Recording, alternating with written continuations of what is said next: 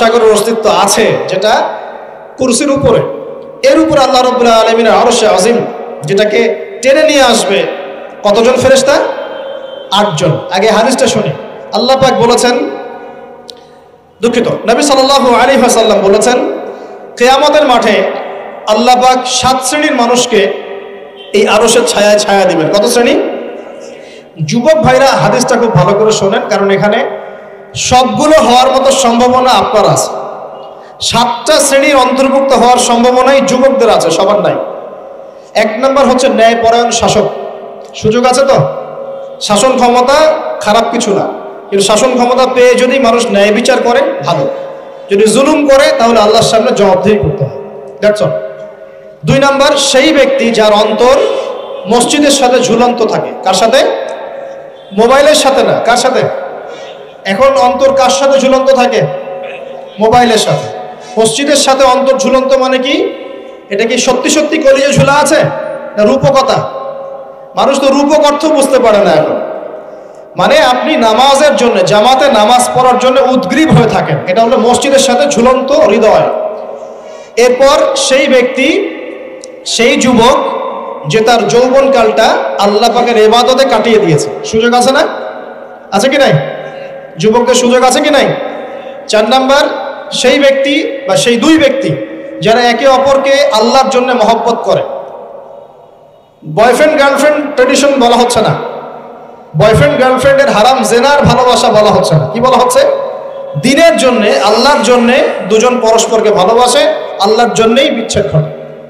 5 number সেই ব্যক্তি যাকে, যুবক ভাই শোনেন ভালো করে, সেই ব্যক্তি যাকে কোনো সুন্দরী নারী জেনার জন্য ডাকে, সুন্দরী উচ্চ বংশের কোনো মেয়ে নিজেই জেনা করার জন্য ডাকে, কিন্তু যুবক বলে আমি আল্লাহকে ভয় করি, ইন্নী আখাফুল্লাহ, আমি আল্লাহকে ভয় করি। এরকম যুবক আছে এখনো বাকি সমাজে? এখন তো ইচ্ছা করেই মানুষ জেনা করে। এখন তো জেনা এত সহজ, মানুষ 1000, 1500, 2000 টাকা দিয়ে জেনা করতে পারে। এই সমাজে জেনা সহজ, বিয়ে হয়েছে কঠিন। এই সমাজে জেনাটা সহজ হয়ে গেছে, বিয়েটা কঠিন হয়ে গেছে। এই জন্য বিয়ের ঝামেলা অনেকে যেতে চায় না। জেনা করেই তো আমি যা উদ্ধার করার করছি। বিয়ে করলে খাওয়াতে হবে, নিজের গায়ে দাঁড়াতে হবে, এই লাগবে সেই লাগবে, সুবহানাল্লাহ। কিন্তু প্রিয় ভাই মনে রাখবেন, যদি আপনি জেনা থেকে বেঁচে থাকতে পারেন, আল্লাহ পাক আপনাকে সাক্ষাৎ মৃত্যুর হাত থেকেও বাঁচাতে পারেন। এটা আমি এমনি এমনি বলি নাই, আমি দলিল দিচ্ছি। জেনা এমন একটা পাপ, যেই পাপ থেকে যদি কোনো যুবক নিজেকে বাঁচাতে পারে, আল্লাহ মউতের হাত থেকেও বাঁচাতে পারবে ইনশাআল্লাহ। কিভাবে? 3 বন্ধু যাচ্ছে রাস্তা দিয়ে, হঠাৎ করে ঝড়, বন্ধু 3 জন ঢুকে গেল গুহার মধ্যে। কিসের মধ্যে? গুহায়, যে পাহাড়ি এলাকায় আপনারা থাকেন যারা, গুহার মধ্যে। হঠাৎ করে পাহাড়ের পাথর দিয়ে গুহার মুখটা বন্ধ হয়ে গেল। এখন খোলার কোনো অপশন নাই। সবাই বলছে এখন 3 জন, এখন তো আমরা বের হতে পারবো না, সবাই সবার নেক আমলের ওসিলা দিয়ে আল্লাহর কাছে দোয়া করো। কিসের ওসিলা দিয়ে? নেক আমলের ওসিলা দিয়ে দোয়া করতে হয়। যে হাদিস, মৃত মানুষকে ওসিলা করে তার জন্য নজর মানত জবাই করে দোয়া করতে হয়, নিজের নেক আমলের ওসিলা দিয়ে আল্লাহর কাছে দোয়া করতে হয়। আল্লাহ পাক এখন দোয়া শুনলেন। একজন বলছে আমি আমার পিতা মাতাকে খুব খেদমত করতাম, তাদেরকে দুধ পান না করে দুধ পান করাতাম না, নিজেও করতাম না, ছেলেদেরকে করাতাম না। আল্লাহ এই কাজটা তোমার ভালো লাগলে আজকে গুহার মুখ থেকে পাথর সরিয়ে দাও। পাথর একটু সরে গেল। পাথর আল্লাহর কথা শোনে কিনা? শোনে না? সবাই আল্লাহর কথা শোনে। আগুন আল্লাহর কথা শোনে কিনা? ইব্রাহিমের জন্য আগুন ঠান্ডা হয়ে যায় নাই? আচ্ছা, তারপরে আরেকজন দোয়া করছে, আল্লাহ আমার এক কর্মচারী ছিল, তার বেতন বাকি ছিল, সে বেতন না নিয়ে চলে গেছে, আমি সেই বেতনটা দিয়ে কিছু গবাদি পশু কিনেছি। আস্তে আস্তে গবাদি পশু বেড়েছে, অনেক দিন পর সে এসেছে টাকা চাওয়ার জন্য। তা আমি বলেছি সবই তোমার, সব নিয়ে চলে যাও। সে বলেছে আপনি কি ফাইজলামি করতেছেন আমার সাথে? আমার টাকা আমাকে দেন। না, তোমার টাকা দিয়ে আমি এটা কিনেছিলাম, আজকে বংশবৃদ্ধি হয়েছে, সব তোমার, নিয়ে যাও। সে নিয়ে গেল। সে বলছে আল্লাহ এই কাজ যদি তোমার সন্তুষ্টির জন্য করে থাকি, আজকে আমাকে বাঁচাও। পাথর একটু সরে গেল। এবার তৃতীয় ব্যক্তি, এই ছেলে বলছে, যুবক ছেলে, আল্লাহ আমার একজন চাচাতো বোন ছিল। কে ছিল? এই যে বয়ফ্রেন্ড গার্লফ্রেন্ড, খালাতো বোন, চাচাতো বোন, এখন তো বিচ্ছিরি অবস্থা। এখন এমন একটা অবস্থা, পশ্চিমা সভ্যতার রিপোর্টগুলো পড়ে দেখি, ভাইও বোনের সাথে জেনা করে না। ওদের ওখানে নিজের আপন পিতার দ্বারাও মেয়ে সেক্সুয়াল হ্যারাসমেন্টের শিকার হয়। ওরা আমাদেরকে শেখায় এখন ভালো কোনটা মন্দ কোনটা, আর আমরাও আমাদের মাথাটা কবে যে বিক্রি করে দিলাম। ওদের কাছ থেকে ভালো মন্দ শিখতে হচ্ছে, কোরআন সুন্নাহ বাদ দিয়ে ওদের কাছ থেকে ভালো মন্দ শিখতে হচ্ছে। তো চাচাতো বোনকে সে খুব ভালোবাসতো, তাকে সে পেতে চাইতো, মানে তার সাথে সেক্সুয়াল সম্পর্ক করতে চাইতো, সোজা কথা বল। এখন সেই মেয়েকে অনেক প্রস্তাব দেয়, সেই মেয়ে রাজি হয় না। শেষে বলে, যদি আমাকে 1000 বা 100 স্বর্ণ মুদ্রা দিতে পারো, দিনার, তাহলে আমি তোমার সাথে সেক্স করবো, মানে জেনা করবো। নাউজুবিল্লাহ। তো সেই ছেলে অনেক কষ্ট করে এই টাকাগুলো বা এই দিনারগুলো অর্জন করে, কামাই করে, দিন রাত পরিশ্রম করে, ঠিক আপনারা যেমন করছেন। আর তো এরপর সে তার স্বর্ণ মুদ্রা দেয়, দিয়ে বলে যে এখন আমাকে আমার কাজ করতে দাও। তখন সেই মেয়ে রাজি হয়। ঠিক যে মুহূর্তে তারা সেক্সুয়াল সম্পর্কটা করবে, ঠিক ওই মুহূর্তেই এই মেয়ে বলে ওঠে, হে আল্লাহর বান্দা, আল্লাহকে ভয় কর। আমি সারা জীবন আমার সতীত্বকে ধরে রেখেছি, কাউকে দেইনি। আমি কারোর সাথে এরকম অন্যায় করি নাই, আমি খারাপ মেয়ে নই, তুমি আমার ইজ্জতটা নষ্ট করো না। কে বলছে কথা? মেয়ে। ওই অবস্থা থেকে কি একটা ছেলের উঠে আসা সম্ভব? এটা কি এতটাই সহজ? এটা কিন্তু সহজ না। সত্যি কথা বলতে এই বিষয়টা কিন্তু এতটাও সহজ না। যারা অবিবাহিত তারা হয়তো বুঝতে পারবে না, বিবাহিতরা বুঝতে পারছে। তো ওই অবস্থা থেকে সেই টাকাগুলো না নিয়ে সেই স্বর্ণমুদ্রা মেয়েকে দিয়ে ওখান থেকে সেই ছেলে উঠে আসে আল্লাহর ভয়ে। সে এখন গুহার মধ্যে আটকা পড়েছে, আল্লাহকে বলছে, আল্লাহ, ওই দিন ওই কাজ যদি তোমার সন্তুষ্টির জন্য করে থাকি, আজকে আমাকে মৃত্যুর হাত থেকে বাঁচাও। সমস্ত পাথর ধপধপ করে সরে গেল গুহার মধ্যে। এটা কিন্তু কোনো গাল গল্প না, এটা বনু ইসরাইলের ঘটনা, সত্য ঘটনা।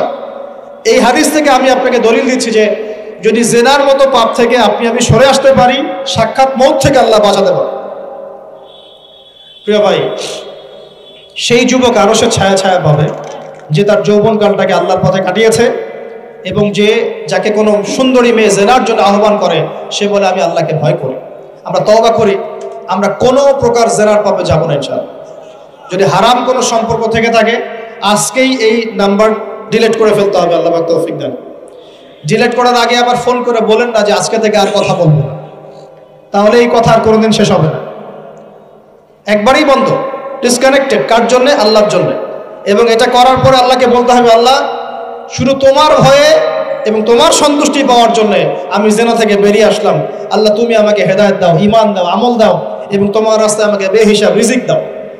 এবং নেককার কুমারী, নেককার প্রেমময়ী, তাকওয়াবান, মুত্তাকি একজন স্ত্রী আল্লাহ তুমি আমাকে দান করো। ইনশাআল্লাহ আল্লাহ পাক আপনাকে দান করো। আল্লাহ পাক দান করো। আল্লাহ পাকের জমিন প্রশস্ত, আল্লাহর হাত প্রশস্ত। আল্লাহর হাতকে সংকীর্ণ মনে করবেন না, আল্লাহর জমিনকে সংকীর্ণ মনে করবেন না। আল্লাহ পাক যাকে ইচ্ছা বেহিসাব রিজিক দিতে পারে ইনশাআল্লাহ। আল্লাহ পাক আমাদের সবাইকে বেহিসাব রিজিক দান করুন বলি আমিন। আর কে? আর সেই ব্যক্তি যে এত গোপনে দান করে, যার বাহাত জানে না ডান হাত কি দান করেছে, যার বাহাত জানে না ডান হাত কি দান করেছে। আমাদের মতো নয় যে 10,000 টাকা দান করলে সবাইকে না জানানো পর্যন্ত ঘুম হচ্ছে না, এমন নয়। দান এমন গোপনে করে যে তার বাহাত জানে না ডান হাত কি দান করছে। আল্লাহ পাক আমাদের সবাইকে গোপনে দান করার তৌফিক দেন। এর মানে এই না যে প্রকাশ্যে দান করা যায় না, প্রকাশ্যেও দান করা যায়। অন্যকে উৎসাহিত করার জন্য প্রকাশ্যেও দান করা যায়, কিন্তু গোপন দান আল্লাহর কাছে অনেক বেশি পছন্দের। আর 7 নাম্বার সেই ব্যক্তি যে নীরবে নিভৃতে গোপনে আল্লাহর কথা স্মরণ করে কাঁদে এবং তার চোখ দিয়ে অশ্রু প্রবাহিত হয়। এই 7 শ্রেণীর মানুষকে আল্লাহ পাক কিয়ামতের মাঠে আরশের ছায়া ছায়া দিবে ইনশাআল্লাহ। আমরা কি পেতে চাই? আল্লাহ পাক এই আরশ সবার আগে সৃষ্টি করেছেন। তারপর কি সৃষ্টি করেছেন? কলম। কি? কলম। কলম সৃষ্টি করে আল্লাহ পাক বলেছেন উক্তুব, লিখো। কলম বলছে মায়দা আক্তুব, আমি কি লিখবো? আল্লাহ বলছেন কিয়ামত পর্যন্ত যা হবে সব লিখো। লাউহে মাহফুজে কলম লেখা শুরু করেছে, কিয়ামত পর্যন্ত যা হবে সব লেখা হয়ে গেছে। অতএব রিজিক নিয়ে আপনার টেনশন করার কোনো দরকার নাই। যা লেখা হয়েছে পাবেন ইনশাআল্লাহ। যদি হালাল পথে চান হালাল পথে পাবেন, হারাম পথে চাইলে হারাম পথে পাবেন। আপনি যা তাকদিরে আছে এর বাইরে আপনি কিছু পাবেন, যতই চেষ্টা করেন। আল্লাহ পাক আমাদের সবাইকে তাকদীর নিয়ে সন্তুষ্ট থাকার তৌফিক দান করুন। এরপর আল্লাহ পাক এই মহাবিশ্ব সৃষ্টি করেছেন, 7 আকাশ 7টা মহাবিশ্ব। কয়টা? 7টা, মাত্র 6 দিনে। কয় দিনে? 6 দিনে। ফি সিত্তাতি আইয়াম, 6 দিনে। আল্লাহ পাকের একদিন কিন্তু আমাদের দিনের মতো নয়। সূরা মাআরিজের মধ্যে আছে আল্লাহ পাকের একদিন আমাদের 50,000 বছরের সমান। কত হাজার বছর? 50,000 বছর। কিয়ামতের মাঠটাও হবে, ওই দিনটাও হবে 50,000 বছর। ওই 50,000 বছরের সমপরিমাণ দিনে কেউ যদি পিপাসার্ত না থাকতে চায়, হাউজে কাউসারের পানি চায়, সে যেন কোনো বেদাতি আমল না করে, নবীর সুন্নতের উপর থাকে। ইনশাআল্লাহ নবী সাল্লাল্লাহু আলাইহি ওয়াসাল্লাম তাকে হাউজে কাউসারের পানি পান করে ইনশাআল্লাহ। ওই 50,000 বছরের সমপরিমাণ দিনে যদি আমরা তীব্র রোদে কষ্ট পেতে না চাই, আরশের ছায়া ছায়া পেতে চাই, তাহলে এই 7 শ্রেণীর অন্তর্ভুক্ত হওয়ার চেষ্টা করতে হবে। আল্লাহ পাক তৌফিক ইনায়াত করুন। এখন এই মহাবিশ্ব সৃষ্টি করার পর আল্লাহ পাক সব কাজ বুঝিয়ে দিলেন, প্রত্যেকের কাজ প্রত্যেককে বুঝিয়ে দিলেন। কার কি কাজ? সূর্য কি তার কাজ ফলো করছে কি করছে না? চাঁদ তার কাজ পালন করছে করছে না? এই গ্রহ নক্ষত্র তারকাগুলো তাদের কাজ কি করছে না করছে না? সবাই যার যার কাজ পুঙ্খানুপুঙ্খ রূপে করছে। যারা সায়েন্স বোঝেন তারা বুঝবেন, যদি সূর্য যদি 1 বিঘত দূরে চলে যায়, তাহলে পৃথিবীর অনেক বড় অংশ বরফে আচ্ছাদিত হয়ে যায়। যদি সূর্য 1 বিঘত কাছে চলে আসে, পৃথিবীর তাপমাত্রা বাড়বে, খরা হবে, পৃথিবী উর্বর থাকবে না, পৃথিবী মরুভূমি হয়ে যেতে পারে। তো মহাবিশ্বের প্রতিটা সৃষ্টি আল্লাহ পাকের আদেশ পালন করে চলে, শুধু 2টা সৃষ্টি করে না। কেন করে না সামনে আসছে। এবার আল্লাহ পাক অন্যান্য মাখলুক সৃষ্টি করেছেন, এবং পৃথিবীর জন্য আল্লাহ পাক জিন জাতি সৃষ্টি করেছেন। কোন জাতি? জিন জাতি। পৃথিবী আগে না জিন আগে? বলেন। আগে পৃথিবী। জিন জাতিকে সৃষ্টি করে আল্লাহ পাক পৃথিবীতে থাকার সময় দিয়েছিলেন। তারা তাই করেছিল, আজকের মানুষরা যাই করছে। তারা আল্লাহ পাকের বিরুদ্ধাচরণ করা শুরু করেছে, আল্লাহ পাক তাদেরকে ধ্বংস করে দিয়েছে। তবে একজনকে রেখে দেওয়া হয়েছে।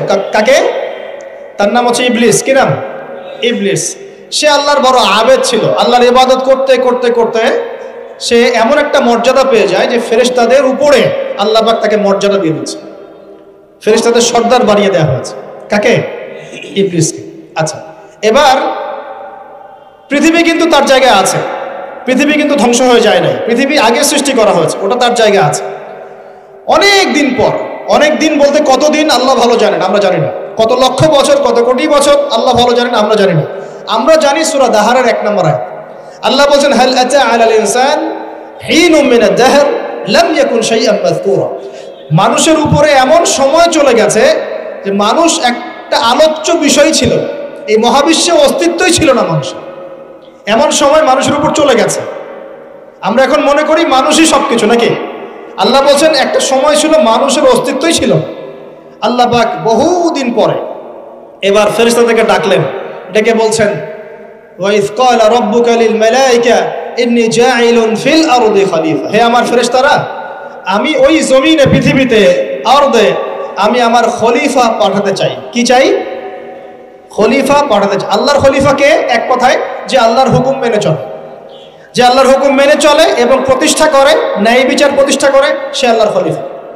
যে আল্লাহর হুকুম মানে না, প্রচার প্রসার প্রতিষ্ঠাও করে না, ন্যায় বিচারও করে না, সে আল্লাহর খলিফা নয়, শয়তানের খলিফা। কথা ক্লিয়ার? আচ্ছা, এবার ফেরেশতারা কি বলছেন? ফেরেশতারা বলছেন, তাজআলু ফিহা মান ইউফসিদু ফিহা ওয়া ইয়াসফিকুদ দিমা। আপনি কি এমন কাউকে সৃষ্টি করতে যাচ্ছেন যে পৃথিবীতে গিয়ে ফিতনা ফাসাদ করবে আর রক্তপাত ঘটাবে? কয়টা কাজ করবে? 2টা। ফিতনা ফাসাদ করবে, রক্তপাত ঘটাবে। আজকে সারা দুনিয়ায় মানুষ ফিতনা করছে কিনা?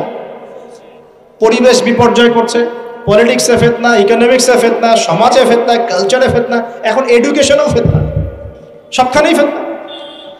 তো এইটাই ফেরেশতারা বলেছিলেন যে মানুষ ফিতনা সৃষ্টি করবে। আর কি করবে? রক্তপাত ঘটাবে। সারা বিশ্বে রক্তপাত ঘটাচ্ছে কিনা মানুষ? ঘটাচ্ছে না? এই তো প্রথম বিশ্বযুদ্ধে কত মানুষ মারা গেছে? 3 থেকে 4 কোটি। 3 থেকে 4 কোটি। নবী সাল্লাল্লাহু আলাইহি ওয়াসাল্লাম এবং সাহাবীরা যত যুদ্ধ করেছেন ইসলামের জন্য, সবগুলো যুদ্ধের পরিসংখ্যান মিলালে 10,000 মানুষও মারা যায় নাই। 10,000ও না। আর তোমাদের শুধু প্রথম বিশ্বযুদ্ধেই 3 থেকে 4 কোটি মানুষ মারা গেছে। সেকেন্ড ওয়ার্ল্ড ওয়ারে মারা গেছে 7 থেকে 8 কোটি মানুষ।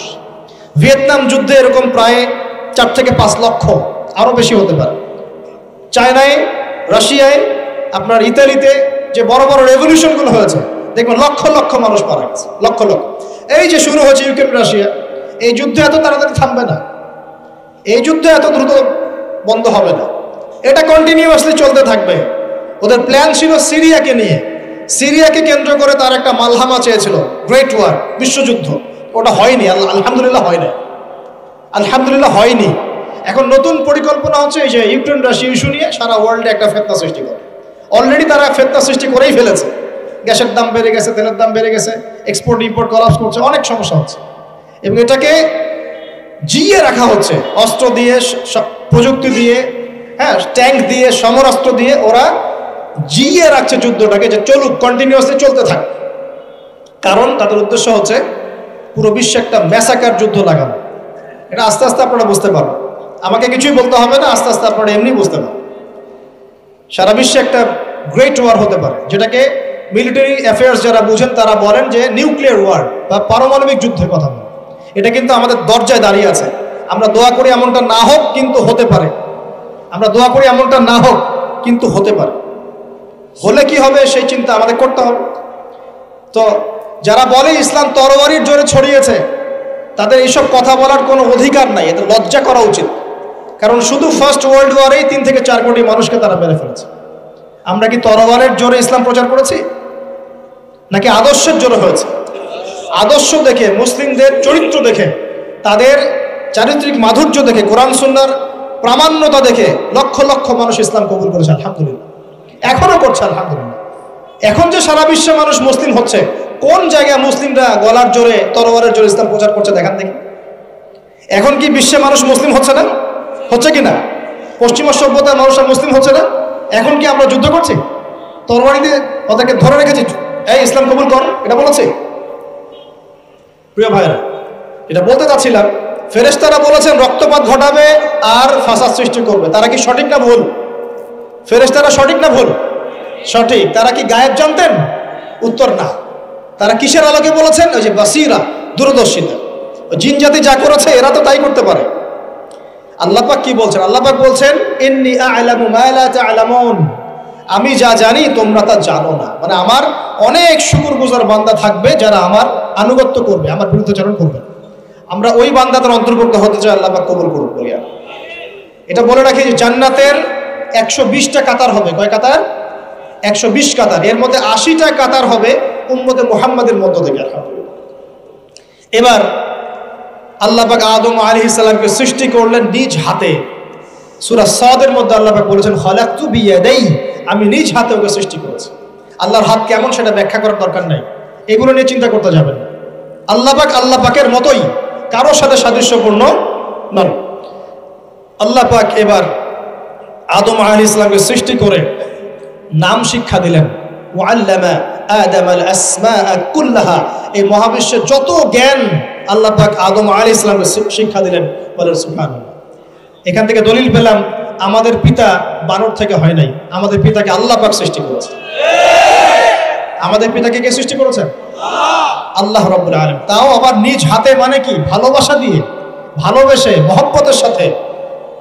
এই খলাকতু বিয়াদাই, আমি নিজ হাতে সৃষ্টি করেছি, এই কথা মানুষ ছাড়া, আদম আলাইহিস সালাম ছাড়া অন্য কারোর জন্য আল্লাহ পাক বলেন নাই। অন্য সবার জন্য আল্লাহ পাক বলেছেন ইদা আরাদা শাইআন আইয়াকুলা লাহু কুন ফায়াকুন। যখন আল্লাহ পাক কিছু করতে চান খালি বলেন কুন, হও, ফায়াকুন, হয়ে যায়। ওখানে আল্লাহ পাক বলেন নাই সাগর সৃষ্টি করেছে হাত দিয়ে, এই গ্রহ নক্ষত্র সৃষ্টি করেছে আমার হাত দিয়ে। আল্লাহ পাক এমনটা বলেন নাই। আদম আলাইহিস সালামকে আল্লাহ পাক কত মহব্বত করেন, আল্লাহ পাক বলছেন যে আমি তাকে আমার নিজ হাতে সৃষ্টি করেছি। আর আজকে তোমরা শেখাচ্ছ মানুষকে, আস্তাগফিরুল্লাহ, যে মানুষ বানর থেকে হয়েছে। কত বড় কুফরি, কত বড় শিরক, কত বড় লজ্জা। নিজের সম্মান মানুষ নিজে ভাবে নষ্ট করতে পারে, নিজের সম্মান নিজে নষ্ট করতে পারে। আমাদেরকে আল্লাহ সৃষ্টি করেছেন আদম আলাইহিস সালাম থেকে।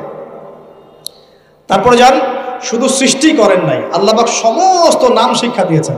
নাম মানে এখানে শুধু নাম, মঙ্গল, নেপচুন, প্লুটো এগুলো না। নাম মানে হচ্ছে জ্ঞান। নাম মানে কি? জ্ঞান। একটা এক্সাম্পল দেই, যখন আপনি বাচ্চাকে বলেন যে A for Apple, A for কি অ্যাপল যে শেখাচ্ছেন, অ্যাপল বলতে কিন্তু সে শুধুমাত্র একটা ওয়ার্ড শিখে না, ও কিন্তু শিখে অ্যাপল মানে একটা এমন কিছু যেটা খেতে হয়। কি করতে হয়? খেতে হয়। যখন আপনি শেখান এ ফর অ্যান্ট, ও বুঝতে পারে অ্যান্ট হচ্ছে একটা সৃষ্টি, এটা চলাচল করে, কালো কালো দেখতে, ও কিন্তু মাথার মধ্যে ওটা ছবি এঁকে নেয়। তো এটা নাম মানে শুধু নাম না, জ্ঞান। আল্লাহ পাক আদম আলাইহিস ইসলামকে সমস্ত জ্ঞান শিক্ষা দিলেন। আল্লামাল ইনসান মা লাম ইয়ালাম, আল্লাহ বলছেন আমি মানুষকে সেই জ্ঞান শিক্ষা দিয়েছি যা মানুষ জানতো না। মানে আমরা সৃষ্টিগতভাবে জ্ঞানী ছিলাম না, আল্লাহ পাক জ্ঞান শিক্ষা দিয়েছেন। কোন জ্ঞান শিক্ষা দিয়েছেন? যে জ্ঞান ফেরেশতাদেরও ছিল না। বলেন সুবহানাল্লাহ। আল্লাহ পাক জ্ঞান শিক্ষা দিয়ে ফেরেশতাদের সামনে নিয়ে গিয়ে বলছেন তোমরা এই নামগুলো বলো দেখি। ফেরেশতারা বলছেন লা ইলমা লানা ইল্লা মা আল্লামতানা, আল্লাহ আমাদের তো সেই জ্ঞান নাই, যা আপনি শিখিয়েছেন অতটুকুই জানি, এর বেশি জানি না। এবার আল্লাহ পাক বলছেন ইয়া আদম আম্বিহুম বিআসমাইহিম, আদম তুমি সব নাম বলে দাও দেখি। আদম আলাইহিস সালাম সমস্ত নাম ধর করে সব বলে দেন। আমাদের পিতা জ্ঞানী ছিলেন না? ছিলেন না? আল্লাহ পাক নিজে তাকে জ্ঞান শিক্ষা দিয়েছে। আর আমরা বলছি মানুষ আস্তাগফিরুল্লাহ অন্য প্রাণী থেকে আসছে। সুবহানাল্লাহ, কত অদূরদর্শী মানুষেরা, কত সুদূর প্রসারী একটা কুফরি মতবাদ। এবার আল্লাহ পাক আদম আলাইহিস সালামকে বলছেন তুমি নাম বলে দাও, তিনি সব নাম বলে দিলেন। এবার গিয়ে আল্লাহ পাক ফেরেশতাদেরকে বলছেন এবার তোমরা একটা কাজ করো, ইয কুলনা লিল মালাইকাতি ইসজুদু লি আদম, তখন আল্লাহ পাক বলছেন যে আমি ফেরেশতাদেরকে বললাম তোমরা সবাই এখন আদমকে সিজদা করো। বলেন সুবহানাল্লাহ। কত সম্মান আমাদের পিতার। মহাবিশ্বে ফেরেশতাদের সামনে আল্লাহ পাক তাকে সিজদা করালেন ফেরেশতাদেরকে দিয়ে। ফাসাজাদু, সবাই সিজদা করলো, ইল্লা ইবলিস। কে সিজদা করলো না? ইবলিস। এখানে একটা বিষয় মনে রাখেন, আমাদের পিতাকে কিসের কারণে সম্মানিত করা হয়েছে? শারীরিক গঠন, চেহারার সৌন্দর্য, টাকা পয়সা, রিজিক, কোনটার কারণে? এইটাই মনে রাখবেন। মুসলিম উম্মাহ যদি আজকে সারা বিশ্বের নেতৃত্ব দিতে চায়, সবাইকে জ্ঞানী হতে হবে, জ্ঞানের বিপ্লব ঘটাতে হবে। বলেন সুবহানাল্লাহ, বলেন আমিন। এই জ্ঞানের বিপ্লব ঘটাতে পারলে ইনশাআল্লাহ মুসলিম উম্মাহ আবার সেই জায়গায় যাবে যেখান থেকে আমরা এসেছি। জ্ঞান ছাড়া আমরা কিচ্ছু করতে পারবো না। আর এই জ্ঞান মানে শুধু একমুখী শিক্ষা নয়, জেনারেল শিক্ষা, ইসলামিক শিক্ষা, এই দুটাকে হারমোনিয়াসলি কম্বাইন্ড করতে হবে, করে এমন জ্ঞান অর্জন করতে হবে যে জ্ঞান দিয়ে বিশ্বকে আমরা চ্যালেঞ্জ করতে পারি। এটাই এই বিশ্বের সবচেয়ে বড় চ্যালেঞ্জ এখন, মুসলিমদের সবচেয়ে বড় চ্যালেঞ্জ এখন এটাই, ইসলামিক শিক্ষা এবং জেনারেল শিক্ষাকে একত্রিত করে এমন প্রজন্ম তৈরি করা যে প্রজন্ম আগামী দিনে উম্মাহকে নেতৃত্ব দেবে ইনশাআল্লাহ। এই একটা কাজ যদি কেউ করে যেতে পারে, আল্লাহ পাক তৌফিক দেখ, আমরা দোয়া করি আল্লাহ পাক এমন নেতা আমাদের উপরে নিয়ে আসুক যারা এরকম প্রজেক্ট লঞ্চ করতে পারে। বলেন আমিন। দোয়া করতে কোনো সমস্যা? অথবা যদি কেউ হাল না ধরে, আল্লাহ পাক যেন এমন কিছু মানুষ তৈরি করে দেন যারা এই জ্ঞানতাত্ত্বিক বিপ্লব নিয়ে কাজ করবে ইনশাআল্লাহ। এটা সবচেয়ে ইম্পর্টেন্ট কাজ এখন, না হলে আজকে থেকে 20-30 বছর পরে এই প্রজন্মকে আপনি আর খুঁজে পাবেন না। দেখবেন এমন প্রজন্ম চলে আসছে যারা বলবে আল্লাহর সাথে আমাদের কোনো সম্পর্ক নাই, নামাজ পড়বে না, রোজা রাখবে না, যাকাত দিবে না, আল্লাহকে চিনবে না। দেখে নিয়েন, আমরা দোয়া করি এমনটা না হোক, কিন্তু যদি আমরা হাল ছেড়ে দিই এখন এমনটাই হবে। এটা খিদিরের দৃষ্টিভঙ্গি দিয়ে আপনাদেরকে বললাম, জ্ঞানতাত্ত্বিক রেভলিউশন দরকার। যদি কেউ কোনো উদ্যোগ না গ্রহণ করে, অ্যাটলিস্ট বাসায় পারিবারিকভাবে হলেও আপনাকে শেখাতে হবে সন্তানকে, কোনো অপশন নাই। এবার ফাসাজাদু, সবাই সিজদা করেছে ইল্লা ইবলিস, ইবলিস করে নাই। কেন করছে না? ইবলিসের সমস্যাটা কি? ইবলিসকে আল্লাহ পাক জিজ্ঞাসা করছেন, আল্লাহ পাক জিজ্ঞাসা করছেন মা মানাআকা আল্লা তাসজুদা ইযা আমারতুক, আমি তোমাকে আদেশ করলাম আদমকে সিজদা করতে, কে তোমাকে নিষেধ করলো সিজদা করতে? ইবলিস বলছে, বেশি চালাক, বেশি বোঝে যারা, অতিরিক্ত বুদ্ধিজীবী। ইবলিস ছিল বেশি বুদ্ধিজীবী। ইবলিস ছিল কি? অতিরিক্ত মাত্রার বুদ্ধিজীবী। আছে না আমাদের সমাজের এরকম কিছু মানুষ? ও বলছে খালাকতানি মিন নার, আমাকে সৃষ্টি করেছেন আগুন দিয়ে, আগুন তো সুপিরিয়র মাটির চাইতে। ও খালাকতাহু মিন তিন, আর আপনি এই আদমকে সৃষ্টি করেছেন মাটি থেকে, কাদা মাটি দিয়ে, আমি কেন আদমকে সিজদা করতে চাই? যুক্তি, অতি যুক্তিবাদী, অতি বুদ্ধি। আল্লাহ পাক বলছেন ফাখরুজ মিনহা ফাইন্নাকা রাজিম, এখান থেকে বের হয়ে যাও, তুমি অভিশপ্ত। ফাইন্না আলাইকা লা'নাতা ইলা ইয়াউমিদ্দিন, আমার আদেশ লঙ্ঘন করার কারণে কিয়ামত পর্যন্ত তোমার উপর লানত, অভিশাপ বসবে। আল্লাহ পাক তাড়িয়ে দিলেন, একদম থ্রোন অ্যাওয়ে। আমরা বলি না আউযু বিল্লাহি মিনাশ শাইতানির রাজিম, রাজিম শব্দের মানে হচ্ছে বিতাড়িত, থ্রোন অ্যাওয়ে, কার্সড, যাকে অভিশাপ করা হয়েছে। এবার ভালো করে শোনেন প্রিয় ভাই, ইবলিসের এই স্টেটমেন্টগুলো শোনেন। এবার ইবলিস বলছে রব্বি আনজিরনি ইলা ইয়াউমি ইউবআসুন। এই স্টেটমেন্টটা ভালো করে শোনেন। ইবলিস বলছে রব্বি, হে আমার রব। ইবলিস বলছে রব্বি, হে আমার রব। ইবলিস বলছে রব্বি, হে আমার রব, আমাকে অবকাশ দিন। আনজিরনি, আমাকে অবকাশ দিন। ইলা ইয়াউমি ইউবআসুন, কিয়ামত দিবস পর্যন্ত। ইবলিস আল্লাহকে বিশ্বাস করে কি করে না? ইবলিস আস্তিক না নাস্তিক? বলেন। ইবলিস বলছে রব্বি। রব্বি মানে কি? হে আমার রব। রব্বি মানে রব না, রব্বি মানে আমার রব। রব্বুন মানে রব, রব্বুহু তার রব, রব্বুহুম তাদের রব, রব্বুকা মানে তোমার রব, রব্বুকুম মানে তোমাদের রব, রব্বি মানে কি? আমার রব, রব্বুনা আমাদের রব। এটা গ্রামার, বুঝতে পারছেন? ইবলিস বলছে রব্বি মানে কি? হে আমার রব, আনজিরনি, আমাকে অবকাশ দিন, ইলা ইয়াউমি ইউবআসুন, কিয়ামত দিবস পর্যন্ত। ইবলিস আস্তিক না নাস্তিক? তাহলে এখন বলেন তো, আমরা যারা দুনিয়াতে আল্লাহকে অস্বীকার করছি তারা ইবলিসের চেয়ে বড় না ছোট? দলিল দিলাম তো, নাকি এমনি এমনি বললাম? আচ্ছা, আল্লাহ পাক বলছেন যাও, ফাইন্নাকা মিনাল মুনজারিন, তোমাকে অবকাশ দেয়া হলো। কারণ কিয়ামত পর্যন্ত সময় আল্লাহর কাছে খুব বেশি কিছু না, একদিনেরও কম, অল্প সময়, একটা সকাল একটা সন্ধ্যার মতো। ঠিক আছে, দিলাম, যাও। এবার ইবলিস চ্যালেঞ্জ করছে। এই চ্যালেঞ্জটা আমাদের সবাইকে মনে রাখতে হবে, সারা জীবন ইবলিসের এই স্টেটমেন্টটা মনে রাখতে হবে। সেটা কি? ইবলিস বলছে ফাবিমা আগওয়াইতানি, সূরা আরাফ পড়ে দেখবেন। ইবলিস বলছে ফাবিমা আগওয়াইতানি, আপনি যে আদমের কারণে আমাকে আজকে বের করে দিলেন জান্নাত থেকে, লাআকুদান্না লাহুম সিরাতাকাল মুস্তাকিম, আমি সেই আদমের সরল পথে ওত পেতে বসে থাকবো, চুপটি ঘাপটি মেরে বসে থাকবো, ঘাপটি মেরে ওর জন্য বসে থাকবো। আর সুম্মা লাতিয়ান্না মিন বাইনি আইদিহিম, আমি অবশ্যই তার সামন থেকে আসবো। সুম্মা লাতিয়ান্নাহুম মিন বাইনি আইদিহিম, আমি আদম সন্তানদের সামন থেকে আসবো, সামন থেকে মানে সরাসরি ওয়াসওয়াসা দিব। ওয়া মিন খালফিহিম, পেছন থেকে আসবো মানে পিছন থেকে ওয়াসওয়াসা দিব। ওয়া আন আইমানিহিম, ডান দিক থেকে ওয়াসওয়াসা দিব। ওয়া আন শামাইলিহিম, বাম দিক থেকে আসবো। ওয়ালা তাজিদু আকসারাহুম শাকিরিন, আপনি বেশিরভাগ আদম সন্তানকে শুকরগুজার পাবেন না। ইবলিস ঠিক বলেছে না ভুল বলেছে?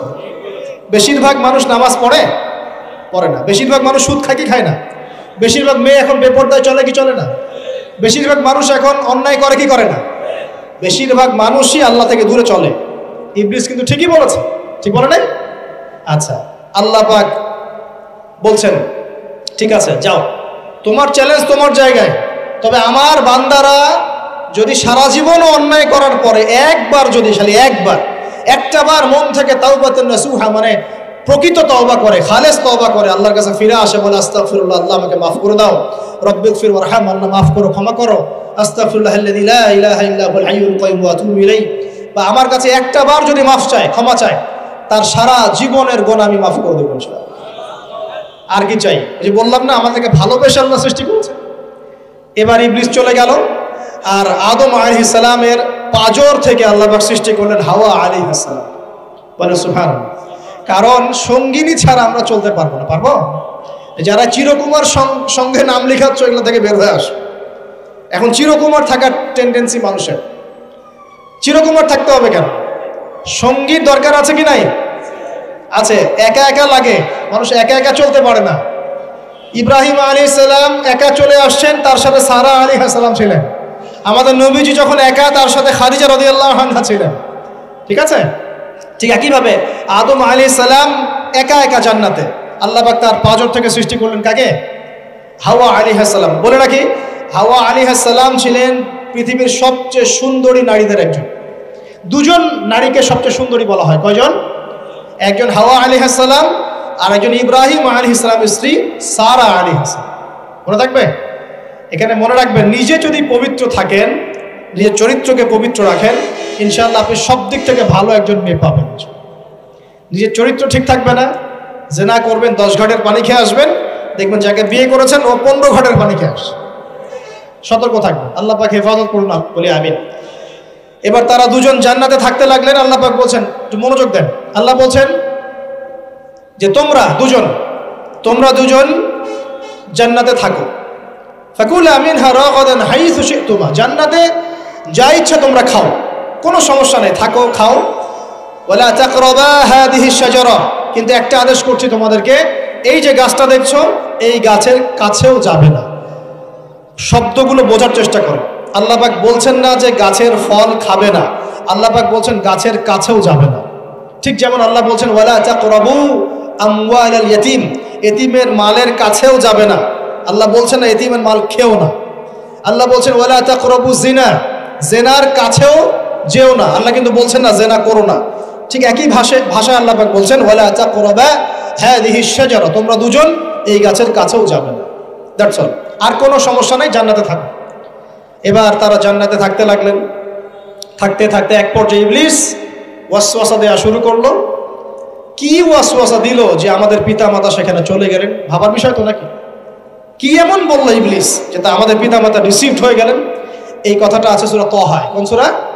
সূরা তাহা পড়ে দেখবেন। আল্লাহ পাক বলছেন ইবলিস আমাদের পিতাকে বোঝাচ্ছে, বলছে ইয়া আদম, হে আদম, হাল আদুল্লুকা, আমি কি তোমাকে জানিয়ে দিব, আমি কি তোমাকে জানিয়ে দেব, খবর দিব, আলা শাজারাতিল খুলদি ওয়া মুলকিন লা ইয়াবলা, এমন একটা গাছের কথা কি জানিয়ে দিব যেই গাছের কাছে গেলে বা তার ফল খেলে তুমি দুটো জিনিস পাবে, চিরস্থায়িত্ব পাবে, কোনোদিন মরবে না, আর বিশাল ক্ষমতার মালিক হবে।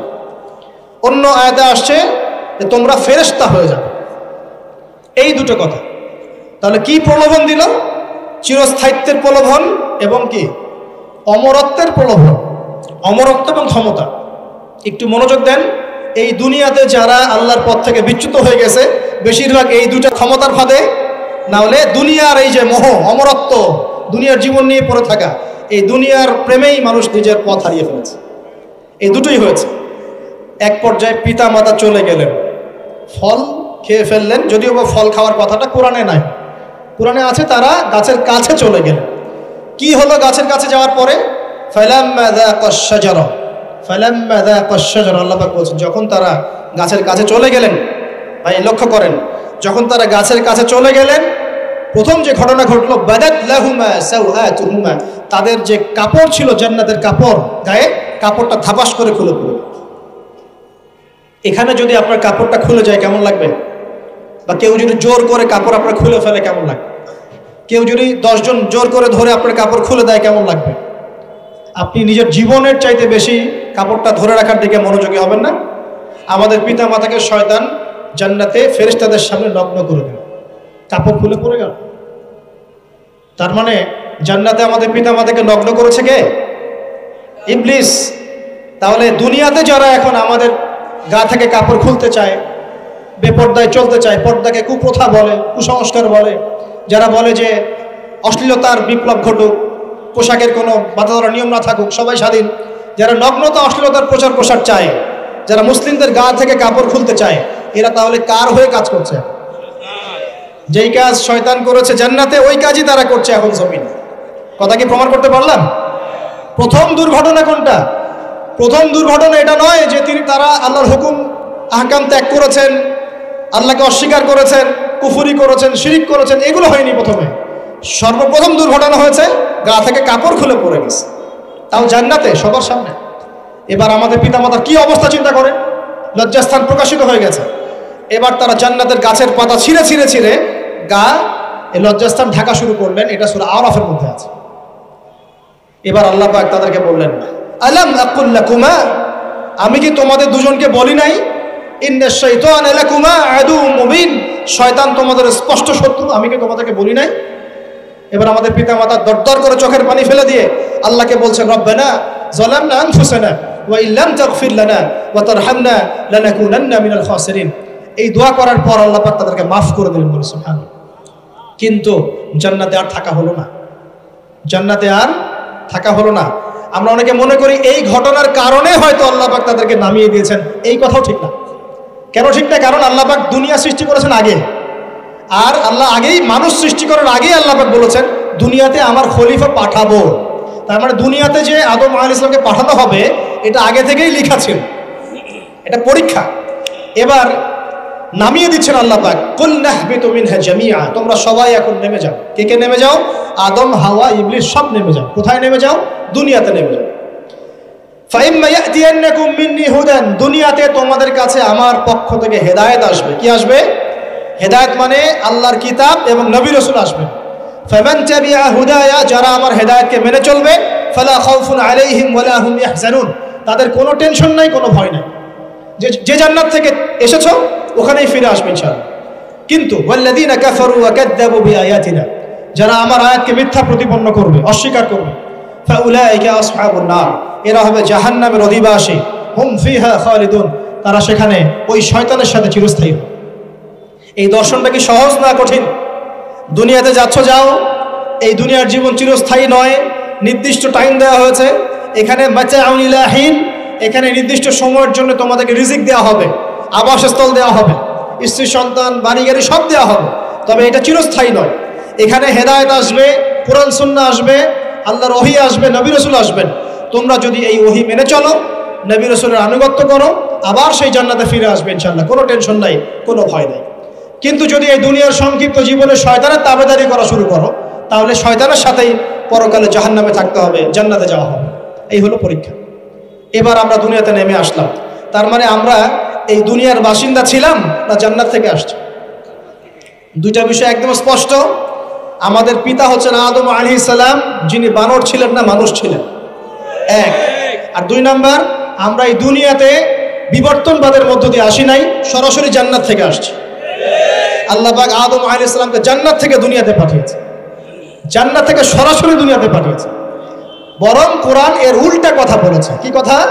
কোরআন সূরা বাকারায় বলছে একটা জাতি ছিল, তার নাম বনু ইসরাইল। কি নাম?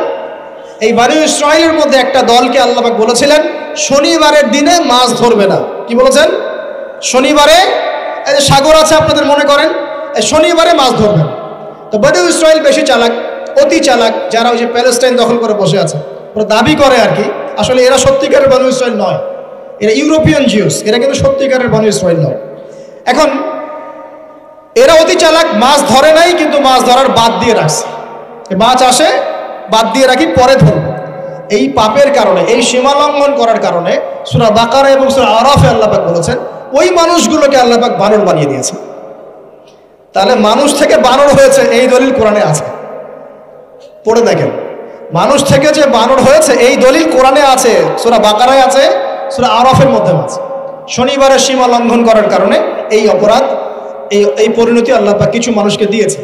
তারা এখনো জীবিত আছে কিনা আমরা জানি না, ওদেরকে আল্লাহ পাক মেরে ফেলেছেন না বেঁচে আছে আমরা এগুলো জানি না, কারণ কোরআন এগুলো নিয়ে কথা বলে নাই। এতটুকু কোরআন বলেছে। তবে এখনো কিন্তু বহু বাইরের মানুষ আকৃতির প্রাণীকে আল্লাহ পাক ভেতর থেকে বানর বানিয়ে দিচ্ছেন না। এটা নিয়ে একটা কথা বলতে চাই, সেটা হলো কিয়ামতের আগে আগে আরো কিছু মানুষকে আল্লাহ পাক কিন্তু শূকর এবং বানরে পরিণত করবেন। এই হাদিসটা কি জানেন? হাদিসটা শুনে রাখেন, এটা আখিরুজ জামান বা কিয়ামতের আলামত সংক্রান্ত হাদিসগুলোর মধ্যে পাবেন। আল্লাহ রাসূল সাল্লাল্লাহু আলাইহি ওয়াসাল্লাম বলেছেন কিয়ামতের আগে আগে আমার উম্মতের মধ্যে, ভালো করে শোনেন, কিয়ামতের আগে আগে আমার উম্মতের মধ্যে একদল মানুষ বের হবে যারা মদ পানকে হালাল মনে করবে। কাকে? মদ পান করাকে হালাল মনে করবে, যারা বাদ্যযন্ত্র, গায়িকা, নায়িকা এগুলো নিয়ে নর্তকী নাচাবে রাতের বেলা, এগুলোকে হালাল মনে করবে, যারা অশ্লীলতা, বেহায়াপনাকে জায়েজ করে নিবে। ঠিক আছে, এরকম কয়েকটা পাপের কথা বলে নবীজি বলছেন একদিন সকালবেলা আল্লাহ পাক তাদেরকে ঘৃণিত বানরে পরিণত করবে। এটা হবে সামনে, কখন কিভাবে হবে আল্লাহ ভালো জানে। এবার আমি কনসেপ্টে চলে আসি। এই যে পৃথিবীতে নেমে আসলাম, তাহলে আমরা কোত্থেকে আসছি ভাই? আমরা কি পৃথিবীর অধিবাসী ছিলাম? আমরা জান্নাতে ছিলাম, ওখান থেকে আল্লাহ পাক পাঠিয়েছে। এবার পৃথিবীতে এসে আদম আলাইহিস সালামের যুগে খুব একটা দুর্ঘটনা ঘটে নাই, একটা ঘটেছে। কয়টা? একটা। ভাই হাবিলের কুরবানি কবুল হয়, কাবিলের অন্তর্দাহ হয়, জ্বালা হয়। কেন হাবিলেরটা কবুল হবে, কাবিলের কেন হচ্ছে না? এই হিংসার বশবর্তী হয়ে কাবিল হাবিলকে হত্যা করে ফেলে। হত্যা করে লাশটা দাফন করার পদ্ধতিও তার জানা ছিল না। আল্লাহ কাককে পাঠালেন, কাককে দেখে সে শিখল। প্রথম দুর্ঘটনা হচ্ছে হাবিল কাবিলের দুর্ঘটনা।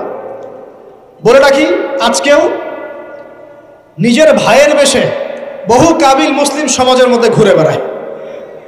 নিজের ভাইয়ের লেবাসে, পোশাকে, সুরতেই বহু কাবিল এখনো কিন্তু মুসলিম সমাজে ঘুরে বেড়ায়। তো আমরা কাবিলদেরকে কাবিলের পরিণতি সম্পর্কে সচেতন করতে চাই। হাবিল বলেছিল তুমি যদি আমাকে মারতে আসো আমি তোমাকে মারার জন্য হাত বাড়াবো না। হাবিল জান্নাতে যাবে আর কাবিল জাহান্নামে যাবে। কেন কাবিল জাহান্নামে যাবে? নবীজি বলেছেন পৃথিবীর প্রথম হত্যাকাণ্ড সংগঠিত করেছে কাবিল। এ কারণে পৃথিবীতে যত খুন হবে সমস্ত খুনের পাপের একটা অংশ কাবিলের আমল নামায় যোগ করা হবে। বলে নাউজুবিল্লাহ। একটা কথা মনে রাখবেন, সদকায়ে জারিয়া যেমন আছে গুনাহে জারিয়াও আছে। একটা মদের দোকান দিয়েছেন, যত মানুষ মদ খাচ্ছে সমস্ত গুনার একটা অংশ আপনার কাঁধে আসছে। সিনেমা হল করেছেন, মানুষ সারাদিন নেকটা ছবি দেখে, নগ্ন ছবি দেখে, যত মানুষ এখানে পাপ করবে সমস্ত পাপের একটা অংশ আপনার কাঁধে যাবে। আবার একটা মাদ্রাসা করেছেন, যত মানুষ এখানে দ্বীনি ইলম শিখবে এই নেকির একটা অংশ আপনি পাবেন। মরে গেলেও কবরে পাবেন। আল্লাহ পাক আমাদের সবাইকে সদকায়ে জারিয়া করার তৌফিক দেন, গুনাহের জারিয়া থেকে বাঁচিয়ে রাখুন। খুব খেয়াল রাখবেন, আল্লাহ পাক আমাদের হেফাজত করুন বলি আমি। এবার ওই যুগ শেষ, নূহ আলাইহিস সালামের যুগ। এই যুগে আল্লাহর একই সুন্নাত। নূহ আলাইহিস সালাম 950 বছর দাওয়াত দিলেন, 40টা বা 80টা পরিবার ইসলাম কবুল করেছে, বাকিরা করেনি। যারা করে নাই আল্লাহ পাক তাদেরকে ডুবিয়ে মারলেন, যারা করেছে আল্লাহ পাক উদ্ধার করলেন। সোজা কথা। আজকে সারা পৃথিবীতে যত মানুষ আমরা বেঁচে আছি না, আমরা কোনো না কোনোভাবে ওই 80 পরিবারের সদস্য। আমরা ভাই ভাই, আমরা ওই ফ্যামিলি, 80 ফ্যামিলির অন্তর্ভুক্ত। কিরকম করে? নূহ আলাইহিস সালামের 4 সন্তান ছিল। কয় সন্তান? এক সন্তানের নাম হচ্ছে হাম। কি নাম? হাম। হাম ছিল একটু কালো বর্ণের। হামকে দিয়ে আফ্রিকার কন্টিনেন্টে যত মানুষ দেখছেন ব্ল্যাক স্কিনের, কালো স্কিন, এরা সবাই হামের বংশধর। মজা না বিষয়টা? মানুষের অস্তিত্ব পৃথিবীতে, ইতিহাস, এগুলো খুব ইন্টারেস্টিং টপিক। ইতিহাস পড়তে থাকলে আপনি ডুবে যাবেন। কত কি যে বিশ্বে হয়েছে আর কত কিছু হবে সামনে, সুবহানাল্লাহ। তখন আপনার অস্তিত্ব জানান দিবে যে আমি কত ক্ষুদ্র, মহাবিশ্ব কত বড়, আল্লাহ কত বড়, কত সময় চলে গেছে আর আমি এই সময় কি করছি। এক ভাইয়ের নাম শাম। এই শামকে কেন্দ্র করে এই আরবের যে মানুষগুলো আছে, আরব, অ্যারাবিয়ান, এরা শামের বংশধর। আরেক ভাইয়ের নাম ইয়াফাস। কি নাম? ইয়াফাস। ইয়াফাসের বংশধর হচ্ছে পশ্চিমারা, মানে রোমক যারা, তারা। আরেক ভাইয়ের নাম ছিল কেনান। কি নাম? কেনান। এ ইমান নিয়ে আসে নাই, ওই যে প্লাবনে ডুবে মরে গেছে। মরে যাওয়ার পরে আদম আলাইহিস সালাম বলেছিল আল্লাহ আমার পরিবারের অন্তর্ভুক্তকে মাফ করে দাও। আল্লাহ বলেছেন লাইসা মিন আহলিক, সে তোমার পরিবারের কেউ না। নবীর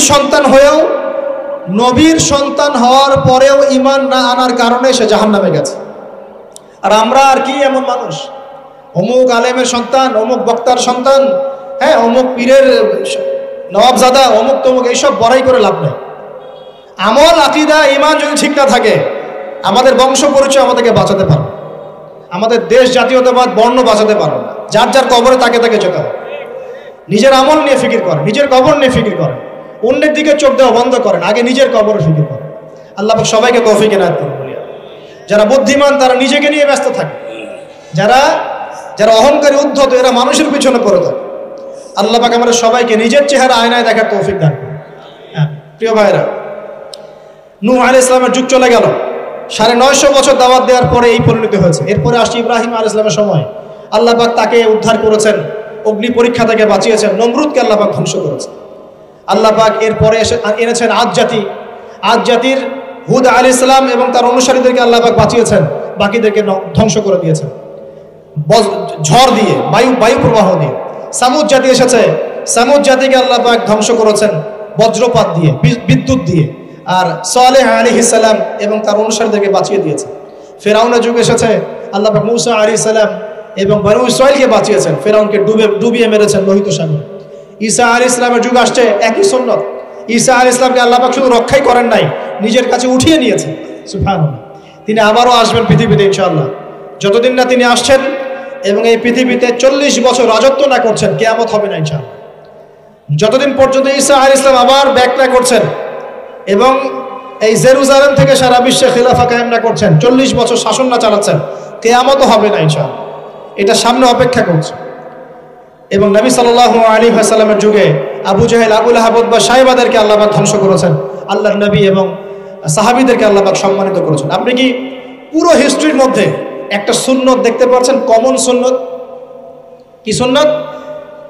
প্রত্যেক যুগে যুগে যারাই আল্লাহর ওই যে বিধান মেনে চলেছে, সমকালীন নবী রাসূলদের আনুগত্য করেছে, আল্লাহ পাকের আনুগত্য করেছে, আল্লাহ পাক তাদেরকে উদ্ধার করেছেন দুনিয়াতেও পরকালে। প্রত্যেক যুগে যুগে যারাই আল্লাহকে মানে নাই, রাসূলকে মানে নাই, আল্লাহর আসমানি কিতাবকে মানে নাই, বিরুদ্ধাচরণ করেছে, কুফরি করেছে, শিরিক করেছে, আল্লাহ পাক সবাইকে ধ্বংস করে দিয়েছেন, কারো কোনো পরোয়া করে না। এই সিলসিলা আজও অব্যাহত আছে, আগামীতেও থাকবে ইনশাআল্লাহ। এখন আমরা যারা এখন বেঁচে আছি, আমরা নবী সাল্লাল্লাহু আলাইহি ওয়াসাল্লামের ইন্তেকালের প্রায় 1450 বছর পরের মানুষ। আল্লাহর নবী এসেছেন এমন সমাজে, যে সমাজে শিরকের পাপ চলছে, সুদের পাপ চলছে, দুর্নীতি চলছে, আপনার কন্যা সন্তানকে জীবিত হত্যা করা হচ্ছে, আপনার মাদকদ্রব্যের সয়লাভ চলছে, মেয়েদের অধিকার দেওয়া হচ্ছে না, হ্যাঁ, গোত্রীয় হানাহানি চলছে। ওই সমাজটাকে তিনি 23 বছরের মধ্যে পাল্টে ফেললেন। কত বছর? 23 বছর। কিভাবে পাল্টালেন? উত্তর, তিনি প্রথমে জ্ঞানের চর্চা করেছেন। কিসের চর্চা? জ্ঞানের। আল্লাহ পাক প্রথম ওহী নাযিল করেছেন, ইকরা বিসমি রাব্বিকাল্লাযী খালাক, পড়ুন আপনার রবের নামে যিনি আপনাকে সৃষ্টি করেছেন। নবী সাল্লাল্লাহু আলাইহি ওয়াসাল্লাম সাহাবীগণ কোরআনের 6টা হক আদায় করেছেন। কয়টা হক? 6টা। তারা কোরআন পড়া শিখেছেন। আমরা সবাই কোরআন পড়া শিখবো তো ইনশাআল্লাহ? তারা কোরআনের অর্থ শিখেছেন। আমরা কোরআনের অর্থ শিখবো তো ইনশাআল্লাহ? তারা কোরআনের আদেশগুলো মেনেছেন। আমরা কোরআনের সব আদেশ মানবো তো ইনশাআল্লাহ? তারা কোরআনের সমস্ত নিষেধগুলো বর্জন করেছেন। আমরা নিষেধ বর্জন করবো তো ইনশাআল্লাহ? তারা কোরআনের দাওয়াত মানুষের কাছে পৌঁছে দিয়েছেন। আমরা কোরআনের দাওয়াত দিব তো ইনশাআল্লাহ? এবং 6 নাম্বার, তারা কোরআনের বিধানগুলোকে বাস্তবায়ন করেছেন। আমরাও বাস্তবায়নের চেষ্টা করবো তো ইনশাআল্লাহ? এই 6টা হক আদায়ের ফলে 23 বছরের ব্যবধানে জাহেলি মক্কা একদম সোনালী মক্কায় পরিণত হয়েছে। 23 বছর পরের মক্কায় আপনি কোনো সুদ পাবেন, কোনো শিরক পাবেন, কোনো মূর্তি পূজা পাবেন, কোনো মেয়ের অপমাননা পাবেন, কোনো জেনা, কোনো ব্যভিচার, কোনো ধর্ষণ, কিচ্ছু পাবেন? 23 বছর পরের মক্কায় কোনো পাপ পাবেন না। কিভাবে সমাজ পরিবর্তন হলো? এই কোরআনের হক আদায়ের মধ্য দিয়ে হয়েছে, নবীর সুন্নাত প্রতিষ্ঠার মধ্য দিয়ে হয়েছে। এরপর কি থেমে গিয়েছিল? উত্তর, না। এরপর আবু বকর সিদ্দিকের যুগ এসেছে, প্রায় 2 থেকে 2.5 বছর তিনি শাসন কার্য চালিয়েছেন। ওই যুগে কি মানুষ আবার খারাপ হয়ে গিয়েছিল? উত্তর, না। বরং ইসলাম আরো বেগবান হয়েছে, আলহামদুলিল্লাহ। এরপর এসেছে ওমর রাদিয়াল্লাহু আনহুর যুগ। কত বছর? প্রায় 10 বছর। কত বছর? 10 বছর। এই 10 বছরে কি মুসলিমরা আবার খারাপ হয়ে গিয়েছিল? ওমর রাদিয়াল্লাহু আনহুর কোর্টের মধ্যে কি প্রতিদিন কেস আসতো? সারা বছরে একটা কেসও আসতো না। মানুষ এত ভালো ছিল, সারা বছরে একটা কেসও আসতো না। বরং যারা রাষ্ট্রীয় পর্যায়ে দায়িত্বশীল ছিল, তারা এসে বলতো যে আমাদের ভাতাগুলো বন্ধ করে দেন, বসে বসে বেতন নিব কেন, কোনো তো কেসই আসে না, বসে থাকবো কেন? এরকম সমাজ ছিল। একজন ব্যক্তি খুঁজে পাওয়া যেত না যে নামাজ পড়ে না, একজন মুসলিম পাওয়া যেত না যে যাকাত দেয় না সামর্থ্য থাকলে, এমন মুসলিম খুঁজে পাওয়া যেত না যে কোরআন পড়তে জানে না, হাদিসের চর্চা করে না, যে দাওয়াতি কাজ করে না, যে আল্লাহর পথে দাওয়াত এবং জিহাদে আত্মনিয়োগ করে না, এমন মুসলিমই খুঁজে পাওয়া যেত। এরপরে আসলো উসমান রাদিয়াল্লাহু আনহুর যুগ। ওই যুগে ফিতনা শেষের দিকে সৃষ্টি হওয়া শুরু হলো। কোন বিষয়কে কেন্দ্র করে? কোরআন সংকলনকে কেন্দ্র করে ফিতনা সৃষ্টি হলো। আতাতায়ীদের, বিদ্রোহীদের হাতে উসমান রাদিয়াল্লাহু আনহুকে নির্মমভাবে শাহাদাত বরণ করতে হয়েছে। তিনি প্রায় 12 বছর শাসন কার্য চালিয়েছেন। ইসলাম আরো এগিয়ে গেছে। এরপর এসেছে আলী রাদিয়াল্লাহু আনহুর যুগ। আলী রাদিয়াল্লাহু আনহুর খেলাফতে ওই উসমান রাদিয়াল্লাহু আনহুর ঘটনাকে কেন্দ্র করে, হত্যাকাণ্ডকে কেন্দ্র করে মুয়াবিয়া রাদিয়াল্লাহু আনহু এবং আলী রাদিয়াল্লাহু আনহুর মাঝখানে একটা ব্যাটল, একটা যুদ্ধ হয়ে গেছে। এর নাম হলো সিফফিনের যুদ্ধ। কিসের যুদ্ধ? সিফফিন। যাই হোক, এক পর্যায়ে আলী রাদিয়াল্লাহু আনহুকে এরকম বিদ্রোহীদের হাতে, খারেজিদের হাতে শহীদ হতে হয়। বলে ইন্না লিল্লাহি ওয়া ইন্না ইলাইহি রাজিউন। তারপরে হাসান রাদিয়াল্লাহু আনহু অল্প কয়েকদিন শাসন কার্য চালান। তারপর উম্মার ঐক্যের খাতিরে তিনি তার শাসন কার্যের ভারটাকে মুয়াবিয়া রাদিয়াল্লাহু আনহুর হাতে সুপর্দ করে দেন, যা ছেড়ে দিলেন। মুয়াবিয়া রাদিয়াল্লাহু আনহুর সময় থেকে উমাইয়াদের শাসন শুরু হয়। উমাইয়ারা শাসন করেছে প্রায় 132 হিজরি পর্যন্ত। কত হিজরি? 132 হিজরি পর্যন্ত, প্রায় 92 ইয়ার্স, 90-92 বছর তারা শাসন করেছে। এই সময় ইসলাম আরো এগিয়ে গেছে, পিছিয়ে যায় নাই। ফিতনা এসেছে, দমন করা হয়েছে। মুসলিমরা বীর দর্পে বিশ্বের বুকে শাসন কার্য চালিয়েছে। এরপর এসেছে আব্বাসীয়দের খেলাফত। জাব নদীর যুদ্ধে উমাইয়াদের পরাজয়ের পরে আব্বাসীয়রা ক্ষমতায় আসে। তারাও ইসলামকে এগিয়ে নেওয়ার চেষ্টা করছিল, ইসলাম এগিয়ে যাচ্ছিল, জ্ঞান বিজ্ঞানের প্রসার হচ্ছিল। আলহামদুলিল্লাহ, ইসলাম পিছিয়ে যায় নাই, মুসলিমরা পিছিয়ে যায় নাই। সারা বিশ্বে দাপটের সাথে আমরা চলেছি। তারপর আস্তে আস্তে ওই আব্বাসীয়দের পতন শুরু হলো। কাদের হাতে? এই তাতারিদের হাতে, মঙ্গোলিয়ানদের। মাত্র 40 দিনের ব্যবধানে পুরো বাগদাদের মধ্যে প্রায় 20 থেকে 25 লক্ষ মানুষকে হত্যা করা হয়েছে। বাইতুল হিকমা ধ্বংস করে দেওয়া হয়েছে, লাইব্রেরি ধ্বংস করে দেওয়া হয়েছে, বইপত্রকে নদীতে ফেলে দেওয়া হয়েছে। তারা ছিল উগ্র জাতি। মঙ্গোলিয়ানদের নাম শোনে নাই? হালাকু খা নাম শুনেছেন? চেঙ্গিস খান, হালাকু খান নাম শোনে নাই? ওদের হাতে মুসলিমদের ব্যাপক দমন পীড়ন সহ্য করতে হয়েছে। এভাবে যুগে যুগে তারপর ক্রুসেডাররা আসছে, ক্রুসেড একটা দুইটা তিনটা ক্রুসেড হচ্ছে, আস্তে আস্তে উসমানীয়দের রাইজিং হয়েছে, ফাতেমি খেলাফত এসেছে, মামলুকদের শাসন এসেছে, এদিকে মোগলরা শাসন করেছে, কর্ডোভার দিকে আব্দুর রহমান তারা শাসন করেছে। মানে এক কথায় সারা বিশ্বে মুসলিম শাসন ছিল। অটোমান এম্পায়ার 1923 এই সময়ের দিকে, 1914 থেকে 1923 এই সময় পর্যন্ত অটোমান এম্পায়ার এই বিশ্বে ছিল। তারপর প্রথম বিশ্বযুদ্ধে যখন তারা রাশিয়ার পক্ষ নেয়, এরপরে ব্রিটেন যখন জয়লাভ করে, এই সময় থেকে মুসলিমদের ডমিনেটেড হওয়ার সময়টা শুরু হয়েছে। তারপরে মুসলিমরা আস্তে আস্তে রাষ্ট্র ভাগ করে ফেলেছে, প্রত্যেক রাষ্ট্র টুকরা টুকরা হয়ে গেছে, ইউনিটি নষ্ট হয়ে গেছে, রাষ্ট্রের ভিতরে বিভিন্ন ফাসাদ তৈরি করে দেওয়া হয়েছে, মুসলিমদের ঐক্য ভেঙে গেছে, ইকোনমি দুর্বল হচ্ছে, সব মিলিয়ে আজকে মুসলিমদের আজকে এই অবস্থা হচ্ছে। আমাদের এখন যুবকরা চিনে না আল্লাহকে, নামাজ পড়তে মানুষ খুঁজে পাওয়া যাচ্ছে না, যাকাত দেওয়ার মানুষ পাওয়া যায় না, রমজান মাসে পার্ট টাইম রোজা রাখে, পার্ট টাইম তারাবি পড়ে, পার্ট টাইম জুমায় আসে, পার্ট টাইম ঈদে নামাজ পড়ে। প্রজন্ম আস্তে আস্তে এই জায়গায় চলে আসছে, আল্লাহকে চিনে না, রাসূলকে চিনে না, ইসলামের হিস্ট্রি জানে না, আমাদের শেকড় জানে না। এমনি এমনি হয়নি, লাস্ট 100 বছরে এই জায়গায় আমরা আসছি। লাস্ট 100 বছরের হিস্ট্রি ভালো করে পড়ে দেখবেন, বলার সময় নাই এখানে। লাস্ট 100 বছরের হিস্ট্রি পড়ে দেখবেন, যে জায়গায় আমরা ছিলাম সেখান থেকে একদম তলানিতে নেমে চলে আসছে। এখন প্রশ্ন হচ্ছে, এই অবস্থায় কি চিরস্থায়ী থাকবো, নাকি এখান থেকে আমরা সামনে যাব? সামনে যে এমনি এমনি যাওয়া হবে না এটা নিশ্চিত। সামনে যাওয়ার জন্য কিছু কাজ এবং ক্রাইটেরিয়া মেনটেন করতে হবে। আমরা জানি এরপরে আসবে ইমামুল মাহদির শাসন, তারপরে আসবে নবী ঈসা আলাইহিস সালামের শাসন, তারপরে দাজ্জালকে মেরে ফেলা হবে। আর দাজ্জালকে মেরে ফেলার আগে দাজ্জাল তার অনুসারীদেরকে নিয়ে বিশ্ব শাসন করবে 40 বছর। সরি 40 বছর না, 40 দিন। 40 দিন। প্রথম দিন হবে 1 বছরের সমান, দ্বিতীয় দিন হচ্ছে 1 মাস, তৃতীয় দিন 1 সপ্তাহের সমান। তারপরে দিনগুলো আমাদের দিনের মতোই। এরপরে ঈসা আলাইহিস সালামের আগমনের মধ্য দিয়ে তার ধ্বংস হবে। এরপর ইয়াজুজ আর মাজুজ বের হবে। ইয়াজুজ আর মাজুজ খুব হিংস্র হবে, তাদেরকে হত্যা করার ক্ষমতা মুসলিমদের থাকবে না। মুসলিমরা তুর পাহাড়ে আশ্রয় নেবে, আল্লাহ পাকের গজবে তাদের ঘাড়ের মধ্যে একটা ভাইরাস জন্ম নেবে, এতে তারা মারা যাবে। বড় বড় নখরওয়ালা প্রাণী আল্লাহ পাঠাবেন, পাখি, এরা এসে এদেরকে উঠিয়ে উঠিয়ে কোনো জায়গায় ফেলে দিবে, মহাবিশ্বের কোনো এক জায়গায় এনে ফেলে দেবে। তারপর আল্লাহ পাক বৃষ্টি বর্ষণ করবেন, প্রচুর বৃষ্টি বর্ষিত হবে এবং বিশ্বের এই জমিনটা উর্বর হবে। তখন একটা ডালিম দেখেছেন ডালিম? একটা ডালিম একটা পরিবার খাবে, একটা ডালিমের খোসার মধ্যে একটা পরিবার আশ্রয় নিতে পারবে, এত বড় বড় ফসল হবে। 40 বছর ঈসা আলাইহিস সালাম এই বিশ্বকে শাসন করবেন ন্যায়ের ভিত্তিতে, আদালতের ভিত্তিতে। ঘাটে মহিষে এক ঘাটে পানি খাবে, বাঘে মহিষে এক ঘাটে পানি খাবে, কেউ কার উপর জুলুম করবে না। এরপর তার বিয়ে শাদী হবে, সন্তান হবে এবং তার ইন্তেকালও হবে স্বাভাবিকভাবে, এবং তাকে দাফন করা হবে নবী মুহাম্মদ সাল্লাল্লাহু আলাইহি ওয়াসাল্লামের কবরের পাশে, রওজার পাশে। এরপরে মানুষ আবার খারাপ হওয়া শুরু করবে, এতটা খারাপ হবে যে মানুষ রাস্তার মোড়ে মোড়ে জেনা ব্যভিচারে লিপ্ত হবে, না কুকুর শেয়ালের মতো। এই অবস্থায় পশ্চিম দিক থেকে সূর্য উঠবে এবং ব্যবসায়ী ব্যবসা করতে বসেছে, কাপড় খুলেছে, এই কাপড় গুটিয়ে নেওয়ার আগে কিয়ামত হয়ে যাবে। একজন ব্যক্তি পানির বোতল খুলেছে, পানি মুখে দেওয়ার আগেই কিয়ামত হয়ে যাবে। একজন ব্যক্তি বাসা থেকে বের হয়েছে, বাসায় ফেরত যাওয়ার আগে কিয়ামত হয়ে যাবে। উটকে পানি পান করানোর আগে কিয়ামত হয়ে যাবে। ওই সময় তওবার দরজা বন্ধ হয়ে যাবে। এই ইসরাফিল আলাইহিস সালাম সিংহায় ফুঁক দিয়ে দিবেন, মহাবিশ্ব ধ্বংস হয়ে যাবে। আল্লাহ পাক দ্বিতীয় ফুৎকারের মধ্য দিয়ে আবার সবাইকে উঠাবেন এবং এই দুনিয়ার জীবনে আমরা যে কাজগুলো করেছি এর হিসাব আমাদেরকে দিতে হবে।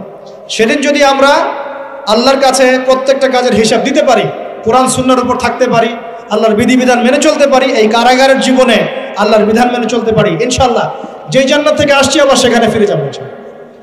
আর যদি ওই দিন আমরা হিসাব দিতে ব্যর্থ হই, আল্লাহ না করুক, তাহলে ওই ইবলিসের সাথে, তার অনুসারীদের সাথে আমাদের সবাইকে জাহান্নামে থাকতে হবে বলে নাউজুবিল্লাহ। এভাবে হিস্ট্রি শুরু হয়েছে, হিস্ট্রি শেষ হবে। এই দুনিয়া চিরস্থায়ী হবে না, আর আমাদের অবস্থা এমন থাকবে না। এখন শেষ কথা হচ্ছে, এই অবস্থা থেকে উত্তরণের জন্য আমাদের কি করণীয় হচ্ছে? উত্তর, আমাদের প্রথম দরকার জ্ঞান চর্চা। কি দরকার ভাই? জ্ঞান চর্চা, প্রচুর জ্ঞান চর্চা প্রয়োজন। জ্ঞান নাই কিছুই করতে পারবে না। দ্বিতীয় কাজ হলো আমাদের সবার দরকার জানা অনুযায়ী আমল করা। জানা অনুযায়ী আমল করা, যে যত বেশি জানি আমল করার চেষ্টা করি। আল্লাহ পাক তৌফিক দান করুন। এরপর দরকার আদর্শ পরিবার গড়ে তোলা। পারিবারিক আদর্শ সুন্দর হলে পরে সমাজটা সুন্দর হবে ইনশাআল্লাহ। আল্লাহ পাক আমাদের সবাইকে আদর্শ পরিবার গড়ার তৌফিক দান। দিনদার মেয়েকে বিয়ে করবেন, দিনদার ছেলেকে বিয়ে করবেন, অল্পে তুষ্ট থাকবেন, পরিবারের বিষয়ে সবর করবেন এবং সন্ততিদেরকে মানুষ করে যাওয়ার চেষ্টা করবেন। এরপর দরকার আমাদের হালাল রিজিক। সবাই যদি হালাল রিজিকে সন্তুষ্ট থাকি, সমাজের মধ্য থেকে অন্যায় এমনি অটোমেটিক কমে যাবে ইনশাআল্লাহ। প্রত্যেকটা কাজ করার আগে চিন্তা করব কিভাবে করলে হালাল হবে, কিভাবে করলে হারাম হবে। এরপর দরকার নবী সাল্লাল্লাহু আলাইহি ওয়াসাল্লামের সুন্নাহ মাফিক জীবন গড়া। 24 ঘন্টার দিন রাতে যে কাজগুলো আছে, এই কাজগুলোকে নবীর সুন্নত অনুযায়ী করার চেষ্টা করব। আল্লাহ পাক তৌফিক দান করুন বলি। আরো দরকার আমর বিল মারুফের কাজ করা, মানে সৎ কাজে আদেশ করা। আমাদের সবাইকেই দাওয়াতি কাজ করতে হবে। একজন দুজন করবে, বাকিরা করবে না এমন নয়, সবাইকেই পার্ট টাইম হলেও দাওয়াতি কাজ করতে হবে। নামাজ আপনি পড়ছেন, নামাজের দাওয়াত দেন। আপনি যাকাত দিচ্ছেন, যাকাতের দাওয়াত দেন। আপনি রমজান মাসে রোজা রাখছেন, অন্য ভাইকেও রোজা রাখতে উৎসাহিত করেন। আপনি সুদ খাচ্ছেন না, অন্য ভাইকেও নিষেধ করেন, ভাই আপনিও খায়েন। আমি যা করি সেটা আপনি অবশ্যই প্রচার করবেন, আপনি যা করেন সেটা আপনি প্রচার করবেন, যা করেন না সেটা বলতে যাওয়ার দরকার নেই। তবে হ্যাঁ, আমলের কথা আপনি বলতেই পারেন। যদি আপনি তাহাজ্জুদ নিয়মিত করতে নাও পারেন, মানুষকে আপনি বলতে পারবেন তাহাজ্জুদের নামাজ পড়েন, তাহাজ্জুদ নামাজ পড়া ভালো। ইনশাআল্লাহ আস্তে আস্তে আপনি নিজেও আমল করার চেষ্টা করবেন। আল্লাহ পাক তৌফিক দান করুন। আমর বিল মারুফ, সৎ কাজে আদেশ করতে হবে। আরেকটা হচ্ছে অসৎ কাজে নিষেধ করতে হবে। সৎ কাজে শুধু আদেশ করলেই হয় না, অসৎ কাজেও কি করতে হয়? নিষেধ করতে হয়। মনে রাখবেন, শুধু সৎ কাজে আদেশ করলেই জীবনেও কোনোদিন আপনার উপর কোনো বালা মুসিবত, বিপদ আপদ, গালি তহমত আসবে না। যখন আপনি সৎ কাজে আদেশের সাথে সাথে অসৎ কাজেও নিষেধ করা শুরু করবেন, তখন চতুর্দিক থেকে আপনার উপরে বাধা আসা শুরু হবে। এটাই সুন্নাত। তবে এটা নবীর সুন্নাত। আল্লাহ পাক বলছেন, কুনতুম খায়রা উম্মাহ উখরিজাত লিন-নাস তা'মুরুনা বিল মা'রুফ ওয়া তানহাউনা আনিল মুনকার ওয়া তু'মিনুনা বিল্লাহ। আর আমাদের দায়িত্ব হচ্ছে পরবর্তী প্রজন্মকে মানুষ করে যাওয়া, নিজেদের জান মাল সময় শ্রম দিয়ে আল্লাহর জমিনে আল্লাহর দ্বীনটাকে প্রচার করা, প্রসার করা, প্রতিষ্ঠার চেষ্টা করা এবং চরমপন্থী না হওয়া, আবার গোলালু মার্কা শৈথিলতাবাদীও না হওয়া, মধ্যমপন্থী থাকা, নিজের দায়িত্ব পালন করা, অন্যকে দিনের দিকে ডাকা। আমাদের ঊর্ধ্বতন কর্তৃপক্ষ যারা থাকবে সবার সামনে ইসলামটাকে যুগোপযোগীভাবে সত্য মিথ্যাকে স্পষ্ট করে দিয়ে উপস্থাপন করে।